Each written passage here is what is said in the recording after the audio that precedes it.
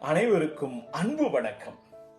பழமொழி 400 ரொம்ப அற்புதமா எப்படி படிக்கணும்னு சொல்லித்தரும். நம்ம படிக்கிறோம் இல்லையா நிறைய, அது எப்படி படிக்கணும்?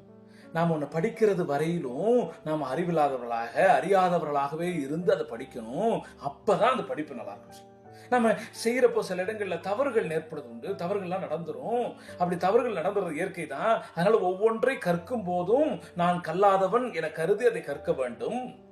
அதுக்கு கூடுதலா என்ன சொல்லுதுன்னா, நாம கல்வி கற்காத நாட்களை நினைச்சு ஐயோ இந்த நாம நம்ம இதை கற்காம விட்டுட்டோமே, இது படிக்காம விட்டுட்டோமே நினைச்சு நம்ம அந்த வருத்தத்தோடு ஊன்றி படிக்கிறப்போ, அந்த ஒவ்வொன்றையும் புதிதாக படிக்கிறப்போ நான் இதை படிக்கவில்லை என்கிற எண்ணத்தோடு படிக்க வேண்டும்.